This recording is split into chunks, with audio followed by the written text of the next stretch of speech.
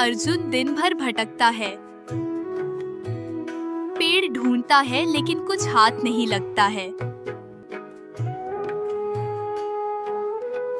अंत में वह थककर एक पेड़ के पास बैठ जाता है।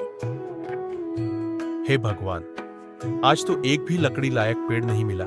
अब घर क्या लेकर जाऊंगा? तभी उसकी नजर दूर एक चमकते पेड़ पर जाती है, जिस पर काफी टहनियां थीं, जिन्हें वह आसानी से काट सकता था।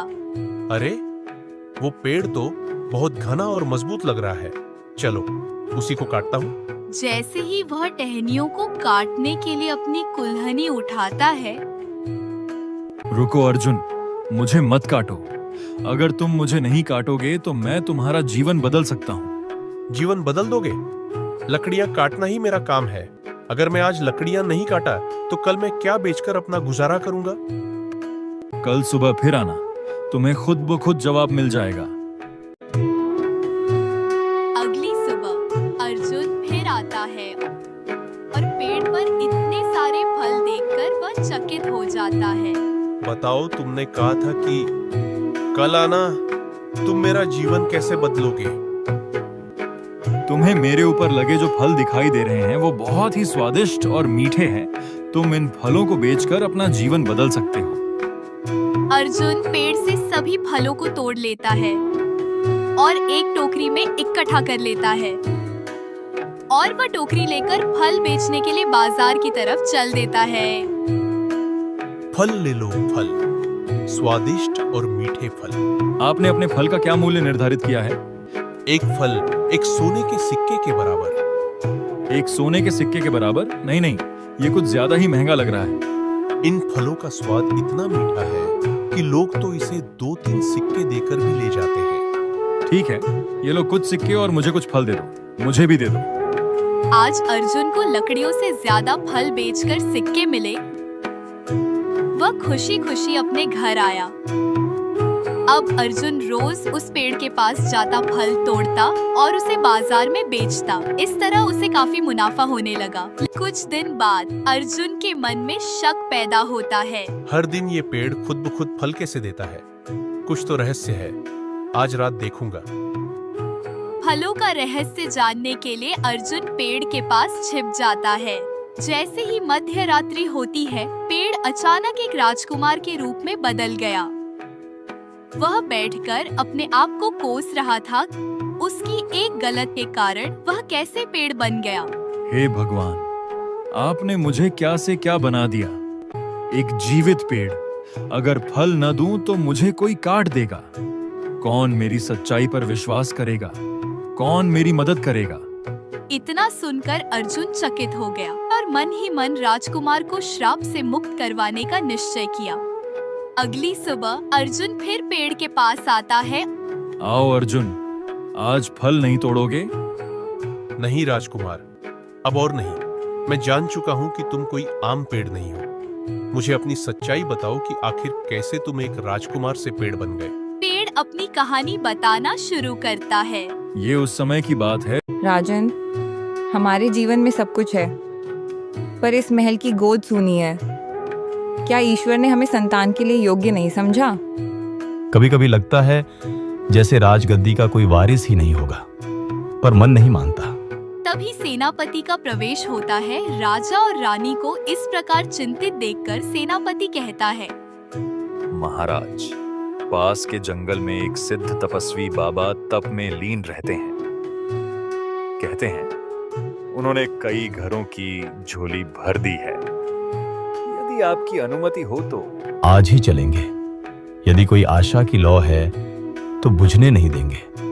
सेनापति से तपस्वी के कुटिया की जानकारी लेकर राजा और रानी दोनों पैदल ही उनसे मिलने गए। प्रणाम मुनिवर। जीते रहो। हमारी कोई संतान नहीं है। क्या हम संतान सुख से वंचित रहेंगे? राजन, तुम्हारी गोद शीघ्र ही भरेगी। पुत्र होगा, पर जब वह बालक बड़ा हो, उसे वनों का सम्मान सिखाना, प्रकृति से छेड़छाड़, पेड़ों का अपमान या अहंकारवश उन्हें हानि पहुंचाना उसके लिए विनाश का कारण बनेगा। यदि उसने किसी पुण्य वृक्ष को नुकसान पहुंचाया तो उसका स्वरूप बदल जाएगा और वह स्वयं पेड़ बन जाएगा। जड़ होकर भी वह जीवित रहेगा, पर उसकी पीड़ा कोई न समझ सकेगा। कुछ वर्ष बाद राजा और रानी को पुत्र रत्न की प्राप्ति हुई, किंतु मोह के कारण वे महात्मा की बात भूल गए। अब राजकुमार बड़ा हो गया था। एक दिन वह घूमते घूमते उस स्थान पर पहुंचा जहां वृक्षों को कटवाकर शिकार के मैदान बनवाना चाहता था। महाराज, वह पेड़ बहुत पुराना है।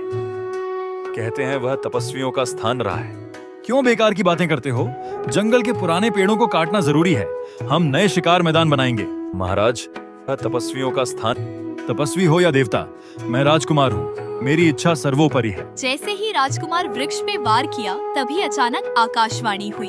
अरे मूर्ख, जिस वृक्ष में तपस्वियों की आत्मा वास करती थी, उसे तूने हानि पहुंचाई। अब तू स्वयं वृक्ष बनेगा, ताकि वर्षों तक तू उस पीड़ा को महसूस करे जो तूने उसे दी।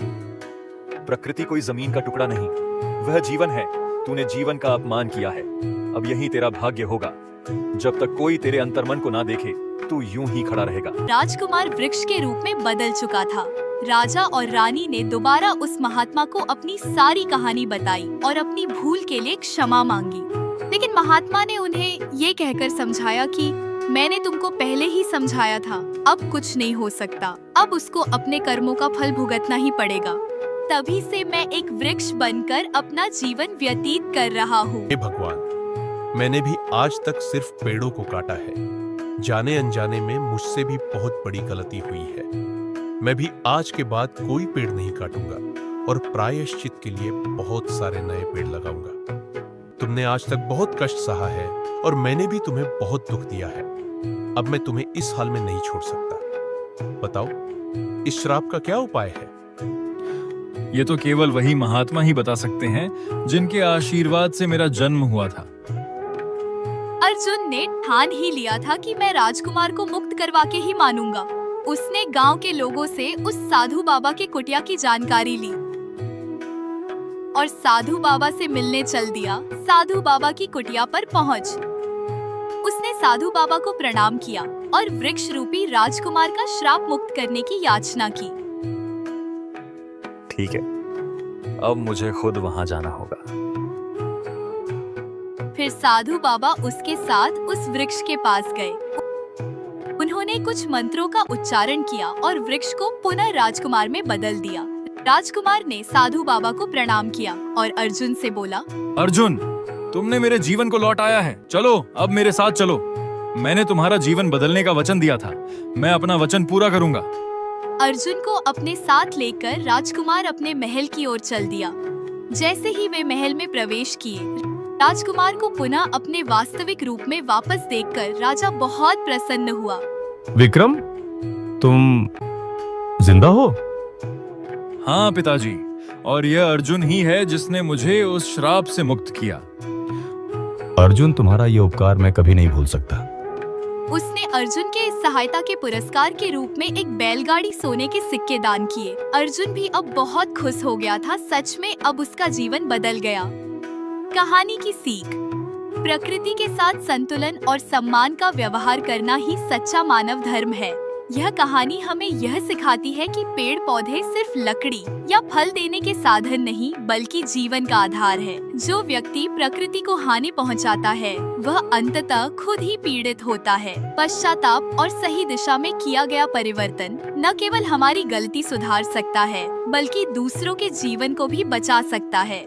हर जीव और वस्तु की आत्मा होती है। समझदारी, करुणा और समर्पण से जीवन जीना ही सच्चा सौभाग्य है। कार्टून ट्यूब टीवी ऐसी ही कार्टून एनिमेशन वीडियो देखने के लिए हमारे चैनल को सब्सक्राइब कीजिए